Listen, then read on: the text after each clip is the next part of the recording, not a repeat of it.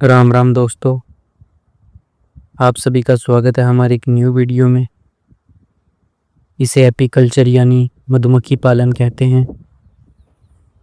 आपको इस वीडियो के थ्रू हम बताएंगे कि शहद को किस तरीके से प्रोसेस करके निकाला जाता है। जो आप बॉक्स देख रहे हैं, हर बॉक्स के अंदर 3 टाइप की बीज होती है। पहले जिन्हें हम क्वीन बी या फिर रानी मधुमक्खी कहते हैं, जिनका काम सिर्फ अंडे देने का होता है। ये मक्खी दोनों बाकी मक्खियों से साइज़ में बड़ी और लंबी होती है। दूसरे नंबर पे जिन्हें हम ड्रोन भी कहते हैं, जिनका काम रानी मक्खी के साथ प्रजनन करने का होता है। और तीसरे टाइप की बीज जिन्हें हम वर्कर बी या फिर श्रमिक बी कहते हैं, जिनका काम शहद लेके आने का होता है। शहद को निकालने के लिए सबसे पहले नेट लगाना पड़ता है। नेट लगाने के लिए हम 4 पोल लगाते हैं। 4 गड्ढे करके हम चारों तरफ 4 पोल लगा लेंगे और फिर हम उसको 4 पोल लगा के नेट को चारों तरफ बांध देंगे। नेट लगाने का पर्पस ये होता है कि इसके अंदर हम वो मशीन रखते हैं जिसके थ्रू हम शहद निकालते हैं। जैसे ही नेट लग जाता है, फिर हम मशीन को नेट के अंदर थोड़ी हाइट पे फिट कर देते हैं ताकि शहद निकालने में इजी रहे। शहद को हम दिन के टाइम में ही निकाल सकते हैं। उस टाइम में मधुमक्खियाँ शहद लाने का काम करती है।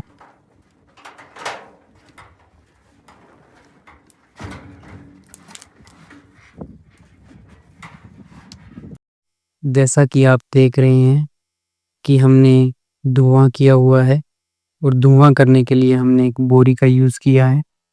धुआं करने का पर्पस सिर्फ यही होता है कि मधुमक्खियों को इजीली थोड़ा हटाया जा सके, क्योंकि फिर वो डायरेक्ट अटैक करती है। जैसा कि आप देख रहे हैं, हर बॉक्स में इस तरीके से फ्रेम्स लगे होते हैं और हर बॉक्स में अप्रोक्सीमेटली 8 फ्रेम लगे होते हैं या फिर किसी किसी में 9 फ्रेम लगे होते हैं। ये डिपेंड करता है कि डब्बे में कितनी मधुमक्खियां हैं। इन फ्रेम को सॉफ्टली निकाल के देखा जाता है कि इनमें शहद इकट्ठा हो रखा है कि नहीं हो रखा। अगर शहद इकट्ठा हुआ होता है तो ऊपर की साइड में ये शहद इकट्ठा करती है और शहद इकट्ठा करके पोर्स, जो फ्रेम के जो पोर होते हैं, उन्हें बंद कर देती है। और शहद अगर इकट्ठा हुआ होता है तो फ्रेम भी थोड़े हैवी हो जाते हैं। साथ में ये भी देखा जाता है कि हर बॉक्स के अंदर एक रानी मधुमक्खी होनी चाहिए। साथ साथ में ये भी चेक किया जाता है कि रानी मधुमक्खी ने अंडे दे रखे हैं कि नहीं दे रखे। अब हर बॉक्स में से एक एक करके सारे फ्रेम्स को निकाला जाता है। एक बार में एक बॉक्स के सारे फ्रेम निकाल के शहद निकाला जाता है। हर फ्रेम को सॉफ्टली निकाला जाता है। मधुमक्खियों को हटाने के लिए सबसे पहले फ्रेम को सॉफ्टली पकड़ के हाथ से जोर से हिला लिया जाता है। बाकी की बची हुई मधुमक्खियों को हटाने के लिए ब्रश का यूज़ किया जाता है। ब्रश को पानी में भिगोकर रखते हैं ताकि मधुमक्खियों को नुकसान ना पहुंचे। ब्रश को पानी में भिगोने से मधुमक्खियां इजीली हट जाती है और उस फ्रेम को शहद निकालने के लिए भेज दिया जाता है। अब देखिए कि हम किस तरीके से सारे फ्रेम्स को निकाल रहे हैं।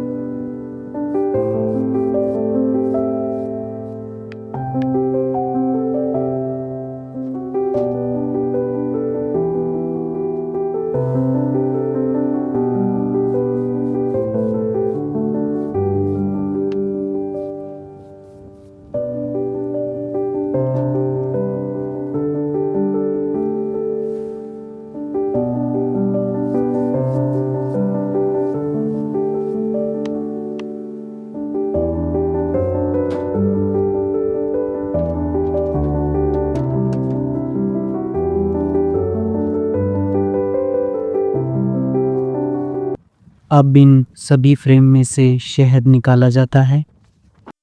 इन्हें नेट में लाके सबसे पहले जो पोर्स बंद हुए होते हैं फ्रेम के, उन्हें ओपन कर लिया जाता है।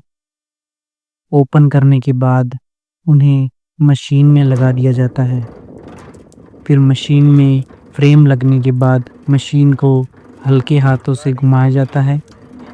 मशीन को पहले लेफ़्ट और फिर राइट दोनों साइड घुमाया जाता है और जब शहद निकल जाता है तो फ्रेम्स को बाहर निकाल लिया जाता है। इन फ्रेम में से शहद निकालने के बाद वापस इन्हें बॉक्स में लगा दिया जाता है। बॉक्स में फ्रेम लगाने का काम मेरा है।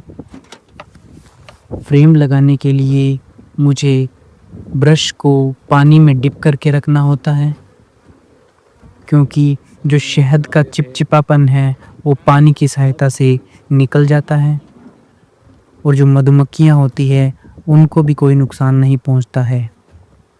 फ्रेम को लगाने के लिए फ्रेम को सॉफ्टली हाथ से पकड़ के जो बॉक्स के साइड में जो मधुमक्खियाँ लगी होती है उनको हटा के सॉफ्टली फ्रेम को लगाया जाता है ताकि मधुमक्खियों को कोई नुकसान ना पहुंचे।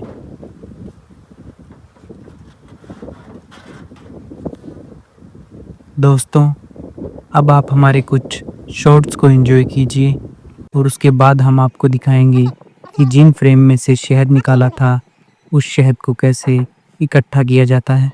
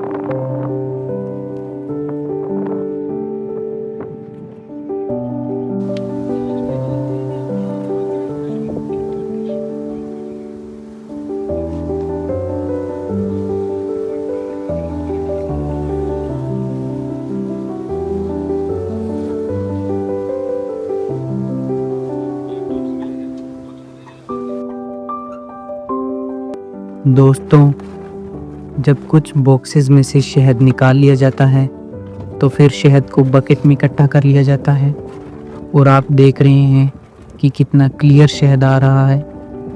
इसी तरीके से पूरे प्रोसेस से शहद को निकाला जाता है।